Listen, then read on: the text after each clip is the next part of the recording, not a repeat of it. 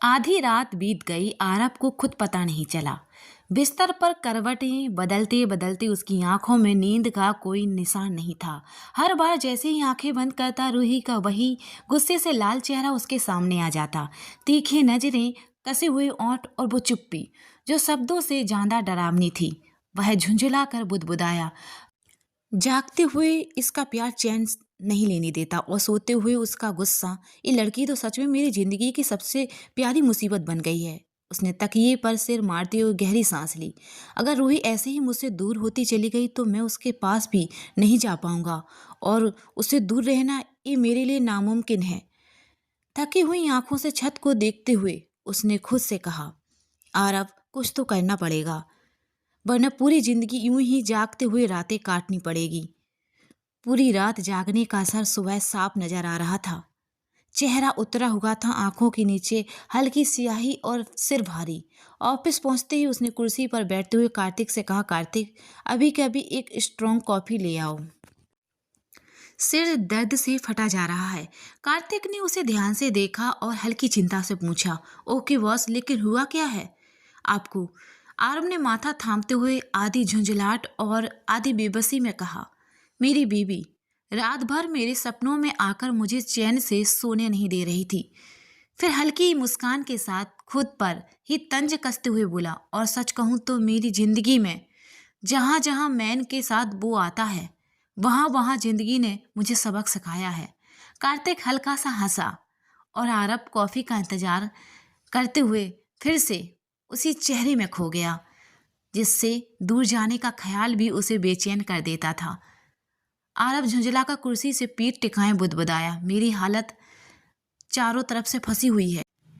एक मेरी भाभी है जिसके सामने मेरी एक नहीं चलती, दूसरी मेरी साली जो मेरी एक भी बात नहीं मानती, और तीसरी मेरी पत्नी की बेस्ट फ्रेंड जो मुझे बोलने तक का मौका नहीं देती। सिर्फ रूही ही नहीं, बल्कि आरुषि, तनु, नेहा, तीनों ने मिलकर आरव का जीना मुश्किल कर रखा था। उन्हें अब पता चल चुका था कि आरव ने राजवीर की कंपनी को टेक ओवर कर लिया है। बस फिर क्या था, कल रात से ही तीनों उस पर सवालों और तानों की बौछार किए हुई थी। आरव को ऐसा लग रहा था जैसे हर जवाब देने से पहले उसे 10 बार सोचना पड़ रहा हो। यह सब कुछ सुनकर कार्तिक का दिमाग पूरी तरह सुन्न हो गया। वह गहरी सांस लेते हुए बोला, मैं आपके लिए कॉफी लेकर आता हूँ बॉस। वह वहां से जाता हुआ घबरा कर खुद से बड़बड़ाया, अगर वो का असर ऐसा होता है तो मेरी जिंदगी का हाल भी बॉस जैसा ही होने वाला है। कार्तिक के दिमाग में बार बार अनु का चेहरा घूम रहा था। उसे अच्छे से पता था अनु तो रूही से भी एक कदम आगे थी। डरना तो बनता ही था। करीब 1 घंटे बाद आरव कार्तिक के साथ एआर कॉर्पोरेशन पहुंच चुका था। आज कंपनी के सभी शेयर होल्डर्स की एक अहम मीटिंग थी, जहां एक सीईओ का चुनाव होने वाला था, और यह बात लगभग सभी जानते थे कि यह जिम्मेदारी अब आरब के कंधों पर आने वाली है। कंपनी में कदम रखते ही आरब ने कुछ पुराने नियमों में बदलाव का ऐलान कर दिया। कुछ लोग यह सुनकर राहत की सांस ले रहे थे, तो कुछ के चेहरों पर साफ बेचैनी झलक रही थी। आरब जानता था यह सिर्फ बिजनेस की लड़ाई नहीं थी, यह उसकी जिंदगी के सबसे बड़े बदलाव की शुरुआत थी, और कहीं ना कहीं इस बदलाव का असर रूही तक पहुंचना तय था। तो कुछ लोग खुश थे और कुछ मायूस, लेकिन आरब को किसी की खुशी या दुख से कोई फर्क नहीं पड़ता था।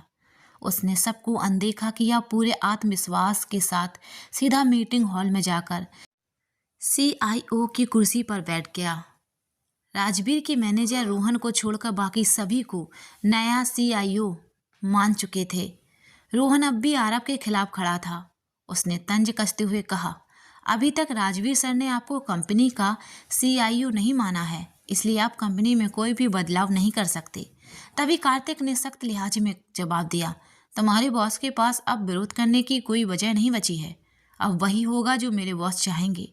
ये सुनते ही रोहन का गुस्सा फूट पड़ा और वो आरब के सामने आकर चिल्लाया, तुम ऐसा नहीं कर सकते। आरब ने पूरे कॉन्फिडेंस के साथ खड़ा हुआ और हल्की मुस्कान के साथ बोला, लेकिन मैं ये कर चुका हूँ। रोहन कुछ बोलने ही वाला था कि तभी मीटिंग हॉल का दरवाजा जोर से खुला। नायरा और राजवीर के साथ एंट्री ली। नायरा सीधे आरब के सामने उसी के अंदाज में खड़ी हुई और बोली, इतनी भी क्या जल्दी है मिस्टर ओबराय?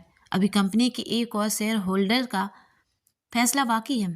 नायरा की बात सुनकर पूरा हॉल सन्न रह गया, यहाँ तक कि कार्तिक भी चौंक गया। लेकिन आरब के चेहरे पर वही शरारती मुस्कान बनी रही। उसने हल्के मजाकिया अंदाज में पूछा, और वो कौन है?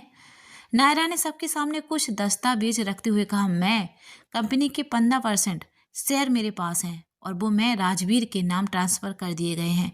अब राजवीर के पास कुल 55% शेयर हैं, यानी कि वो इस कंपनी के सबसे बड़े शेयर होल्डर हैं। अब ना तो इस मीटिंग का कोई मतलब रह गया है और ना ही CIO बदलने का। असल में राजवीर की दादी नायरा को बहुत मानती थी। इसी वजह से उन्होंने चुपचाप कंपनी के 15% शेयर उसके नाम कर दिए थे। पिछली रात काफ़ी सोचने के बाद नायरा ने अपने शेयर राजवीर को देने का फैसला किया। पहले राजवीर इसके बिल्कुल खिलाफ था, क्योंकि ये शेयर उसकी दादी का दिया हुआ गिफ्ट थे, लेकिन रवि और नायरा के समझाने पर वो मान गया। नायरा का ये फैसला सभी के लिए किसी झटके से कम नहीं था। सब एक दूसरे को हैरानी से देख रहे थे, लेकिन आरब अब भी मन ही मन मुस्कुरा रहा था, जैसे उसे ये सब पहले से पता हो। नायरा आरब के ठीक सामने खड़ी पूरे आत्मविश्वास के साथ बोली, जिस तरह मैंने मिस्टर ओबराय को CIO माना था, अगर वो अभी अपने पद से हट जाएं तो मैं ये भूल जाऊंगी कि यहाँ क्या हुआ था।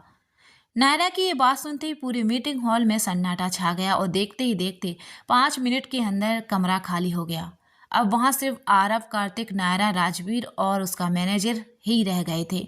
आरव मुस्कुराता हुआ अपनी बोल्ड पार्टनर नायरा की तरफ 2 कदम बढ़ा। उसने अपना चेहरा नायरा के चेहरे के बेहद करीब लाकर गहरी नज़रों से उसे देखते हुए शरारती अंदाज में कहा, वेल डन क्यूटी, तुमने कमाल कर दिया।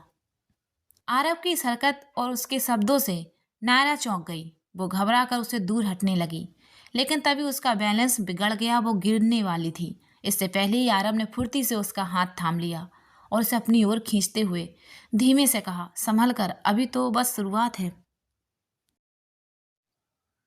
उसका ये रवैया नायरा को पूरी तरह झुंझला गया। वो सोच रही थी कि आरब को गुस्सा आएगा, लेकिन यहाँ तो सब उल्टा ही हो रहा था। उसने चिढ़ते हुए कहा, तुम दुनिया के सबसे बड़े सनकी हो। आरब की मुस्कान और गहरी हो गई। वो उसे हल्का सा सलूट करता हुआ वहां से आगे बढ़ गया। जैसे ही आरब ने कदम बढ़ाया, उसका हाथ दरवाजे के हैंडल से टकरा गया और उसे हल्की सी चोट लग गई। दर्द से उसकी निकलते ही नायरा तुरंत दौड़कर उसके पास आई और उसका हाथ थाम लिया। वो फूंक मारते हुए फिक्रमंद होकर बोली, तुम ठीक हो? आरब का दर्द तो जैसे उसी पल हवा हो गया था, लेकिन राजवीर ये सब देखकर अंदर ही अंदर जल उठा। राजवीर के चेहरे पर साफ दिख रही थी जलन। को देखकर आरब ने मस्ती लेते हुए कहा, लगता है यहाँ कुछ जलने की बू आ रही है। नायरा ने तुरंत पलटकर जवाब दिया, हाँ, आपकी अकड़। दोनों के बीच फिर से बहस छिड़ने के डर से राजवीर नायरा को लेकर वहां से चला गया। पूरे रास्ते आरब की कार में कार्तिक चुपचाप बैठा रहा। आरब की खामोशी और उसके चेहरे के भाव देखकर कार्तिक ने कुछ भी बोलने की हिम्मत नहीं हुई।